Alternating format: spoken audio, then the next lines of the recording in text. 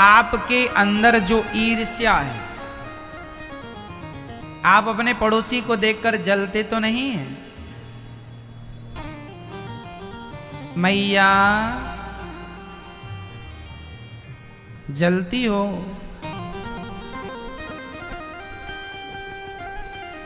जो आदमी अपने पड़ोसियों को देखकर, अपने रिश्तेदारों को देखकर, अपनों को देखकर जो ईर्ष्या रखते हैं, जलन रखते हैं,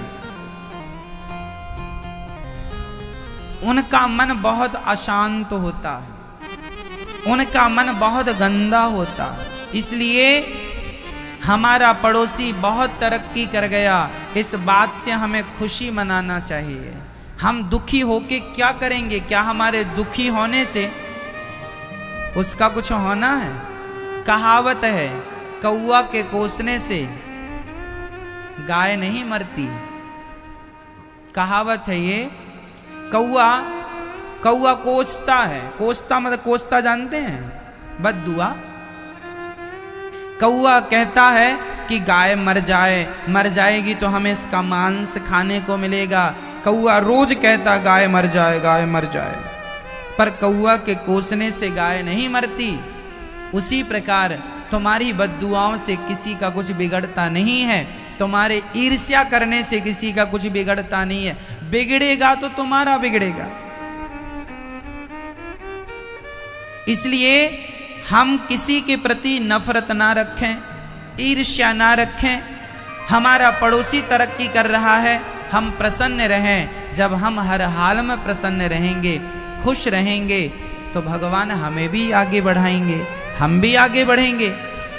भारत के लोग जितना समय दूसरे का पांव पकड़ के खींचने में लगाते हैं, उतना ही समय अपने पांव को आगे बढ़ाने में लगाते तो खुद बहुत आगे चले जाते। लेकिन विडंबना तो यह है कि वो अपने आप को सफल नहीं बनाते, जो सफल हैं उनके पांव पकड़ पकड़ के खींचते हैं। क्या होगा इससे?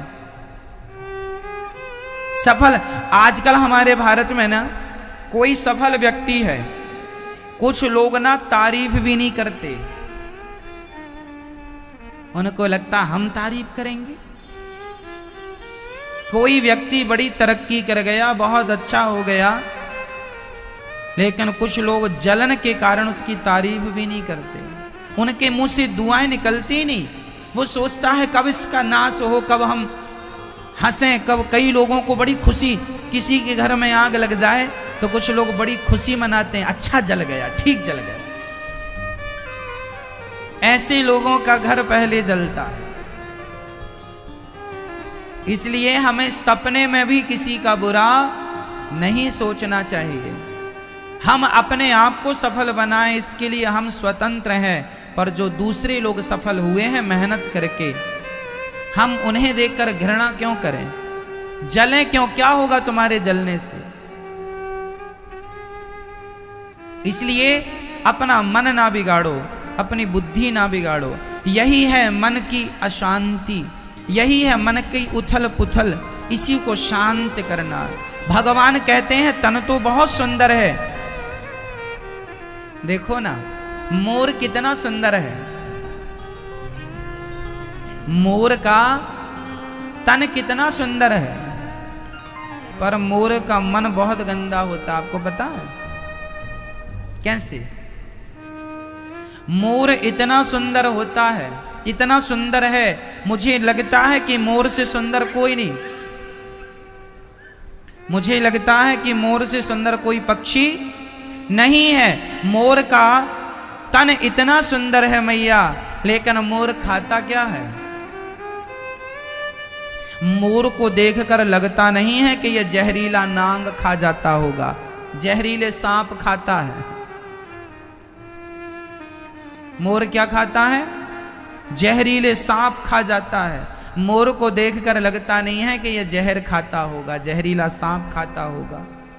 जरूरी नहीं है कि जिसका तन सुंदर हो उसका मन भी सुंदर हो। इसलिए भगवान तन की सुंदरता, तन की संरचना नहीं देखते। भगवान ये देखते हैं कि हमारा मन कितना सुंदर है। ना हमारे अंदर ईर्ष्या हो, ना हमारे अंदर द्वेष हो, ना छल हो, ना कपट हो। रामचरितमानस में लिखा, निर्मल मन जन सो मोहि पावा, मोहि कपट छल छिद्र न भावा। अच्छा मैया, कपट क्या है? आप लोगों के अंदर कपट है कि नहीं? हाँ या ना? मैया, ओ मेरी माँ, आप लोगों के अंदर कपट है या नहीं? नहीं? नहीं? अच्छा, आप निष्कपट हो। कपट क्या है?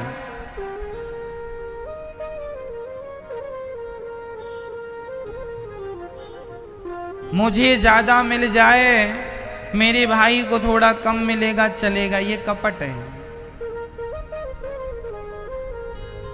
मैं अपना ही भला सोचूं और किसी का भला ना सोचूं, ये कपट है। मेरा पेट भर जाए, दूसरा भूखा रह जाए तो रह जाए, बस मेरा पेट भर जाए, ये कपट है। अरे जबकि हमारी भावना ऐसी होनी चाहिए कि भैया तुम भी खा लो, तुम भी खा लो, जब तुम सब खा लोगे तब पीछे मैं भी खा लूंगा। तुम सब ले जाओ, तुम सब ले लो, जो बचेगा पीछे मैं ले लूंगा। हम औरों को आगे करें, औरों को आगे करें, यही निष्कपटता है, निष्कपट बन के रहना। इसलिए भगवान कहते हैं कपटी व्यक्ति को हम बिल्कुल नहीं देखना चाहते, कपटी कोई भी हो। इसलिए मेरी माँ, मन को सजाना, मन सुंदर करना। आप रोज अपने मन से, अपने आप से, आप जब सोने के लिए बिस्तर पर जाना तो शांत चित्त से अपने आप से 2 मिनट बात करना। आप जरा अपने आप से पूछना कि आप किसी के बारे में बुरा तो नहीं सोचते, आपके अंदर जलनशीलता तो नहीं है, जलते तो नहीं है, आप किसी से नफरत तो नहीं करते, आप किसी से घृणा तो नहीं करते, हम किसी से घृणा तो नहीं करते। अपना मुआयना करना, अपने आप को देखना, आत्मनिरीक्षण कहते हैं इसे, आत्मनिरीक्षण, अपना निरीक्षण करना, अपने आप को देखना कि हम कितने गहरे पानी में। मैया जी, भगवान को देखना बड़ी बात नहीं है। अच्छा, गंदा पानी हो तो क्या गंदे पानी में चित्र नजर आता है? आपका प्रतिबिंब नजर आएगा? यदि आपका अपना चित्र देखना हो तो उसके लिए पानी कैसा होना चाहिए? शुद्ध पानी, साफ पानी।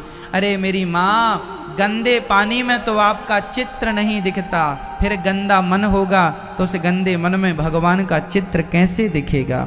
यदि भगवान को देखना है तो मन को शुद्ध करना होगा, मन को निर्मल करना होगा। निर्मल मन जन सो मोहि पावा, उसी को मैं मिलूंगा जिसका मन बिल्कुल निर्मल होगा। निर्मल, निर्मल क्या है? एक भोला भाला। देखो निर्मलता क्या होती है, जिसे हम सामान्य भाषा में कहते हैं भोला है, बहुत भोला है। आप लोग क्या बोलते हैं? बहुत भोला भाला है, सीधा साधा है, सीधी साधी है, भोली भाली है।